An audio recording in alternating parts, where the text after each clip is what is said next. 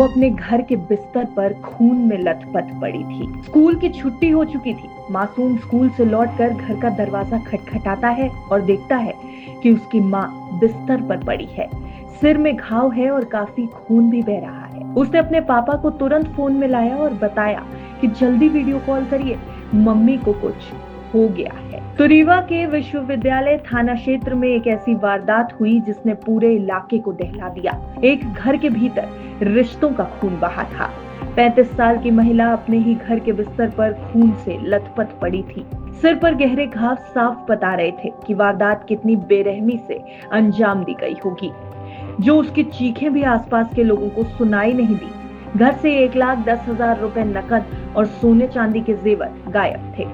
इससे पुलिस को भी साफ हो गया कि हत्या के पीछे लालच था, लेकिन सवाल था कि आखिर कातिल कौन। पुलिस ने मुखबिरों को सक्रिय किया।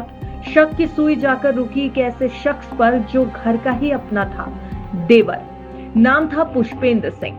पुलिस ने उसे दबोचा और पूछताछ शुरू हुई। पहले तो वो बचता रहा, लेकिन सबूतों के सामने टूट गया। फिर जो कहानी सामने आई उसने रिश्तों की नींव हिला दी। पुलिस पूछताछ में उसने कबूला कि उस दिन वो अपनी भाभी के पास पैसों की मांग लेकर पहुंचा था। भाभी ने साफ इनकार कर दिया। बहस बढ़ी और गुस्से में उसने घर में रखे लकड़ी के बैट को उठाया और सिर पर ताबड़तोड़ वार कर दिए। इसके बाद उसने बड़े ठंडे दिमाग से अलमारी खोली, गहने और नकदी समेटी और फरार हो गया। शीघ्र ही टीमें बनाई गई ताकि इस बात का पता लगाया जा सके कि दिन दहाड़े इस प्रकार से कौन व्यक्ति हैं जिन्होंने इस हत्या को अंजाम दिया है। आस पड़ोस के लोगों से बात की गई। घर में मृतिका के 2 बच्चे भी रहते थे, पति भी हैं उनसे बातचीत की गई और मृतिका के फोन को भी खंगाला गया। और जब इन सब चीज़ों में पुलिस लगी रही, हमारी टीमें बनी रही हमारे वरिष्ठ अधिकारियों के नेतृत्व में, तब हमें ये पता चला, एक पुष्पेंद्र नाम के व्यक्ति के बारे में हमें पता चला और उसको लोकेट किया गया। और जब उससे कड़ाई से पूछताछ की गई तो उसने घटना को अंजाम दिया जाना स्वीकार किया गया। उसने ये बताया कि वो इस महिला के संपर्क में था। दूर से उसके रिलेशन में ये मृतिका का देवर लगता था और उसने बताया कि उसका मृतिका के घर पे आना जाना था और कल घटना दिनांक को ये व्यक्ति घर पे आया हुआ था। मृतिका से कुछ पैसे की इसने डिमांड की थी जो उनके द्वारा उन्हें नहीं दिए गए। गुस्से में आकर इसने बैट से जो महिला है उनके सर पर वार किया और इस वजह से महिला की मृत्यु हो गई।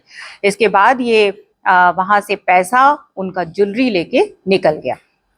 इसको लोकेट कर लिया गया है और जब इसको लोकेट किया गया है पुष्पेंद्र को, तो इसके पास से जो इसने घर से ज्वेलरी, महिला की ज्वेलरी और जो कैश है लगभग 1,10,000 रुपए, ये उनसे जब्त कर लिया गया है। साथ ही वो बैट जिससे महिला की हत्या की गई थी उसको भी इस व्यक्ति से जब्त कर लिया।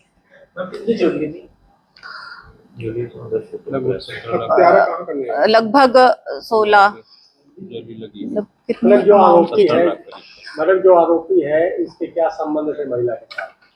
जैसा कि मैंने आपको बताया कि ये दूर का उनका रिश्तेदार था, देवर ही लगता था। पैसे की लालच में इंसान का जमीर कैसे मर जाता है, इसका सबसे खौफनाक सबूत रीवा की ये वारदात है। यहाँ एक देवर ने रिश्तों को रौंदते हुए अपनी ही भाभी का कत्ल कर दिया।